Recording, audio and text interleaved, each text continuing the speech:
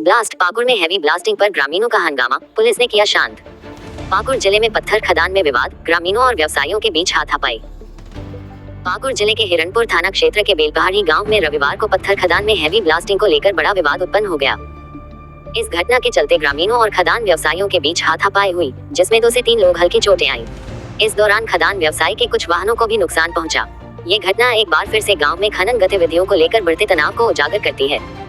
ग्रामीणों का आरोप, खदान व्यवसाय ने किया खतरा बढ़ाने वाला काम। ग्रामीणों ने खदान व्यवसायी अजहर इस्लाम पर आरोप लगाया है कि उन्होंने गांव से मात्र 50 मीटर की दूरी पर ब्लास्टिंग की, जिससे गांव के कई घरों को नुकसान पहुंचा है। पत्थर के टुकड़े घरों तक गिर रहे हैं, जिससे ग्रामीणों को किसी बड़े हादसे का खतरा बना हुआ है। स्थानीय लोगों का कहना है कि यह स्थिति न केवल उनके जीवन को संकट में डाल रही है, बल्कि संपत्ति को भी नुकसान पहुंचा रही है। पिछले दिन की गई थी चेतावनी, लेकिन स्थिति नहीं सुधरी। ग्रामीणों ने शनिवार शाम को खदान मालिक को इस समस्या के बारे में अवगत कराया था, जिसके बाद ब्लास्टिंग रोक दी गई थी। लेकिन रविवार सुबह फिर से ब्लास्टिंग शुरू होने पर ग्रामीण खदान पर पहुंचे और स्थिति को संभालने का प्रयास किया। दोनों पक्षों के बीच बातचीत का प्रयास असफल रहा, जिससे हाथापाई की स्थिति उत्पन्न हो गई।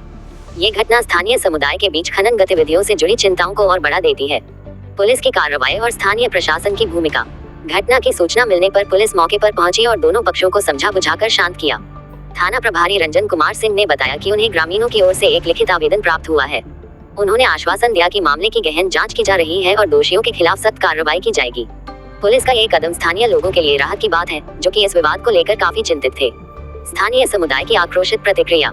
स्थानीय लोगों ने इस घटना को लेकर अपनी चिंता जताई है और कहा है कि यदि इस तरह की खनन गतिविधियां जारी रही, तो उनके लिए ये खतरनाक साबित हो सकता है।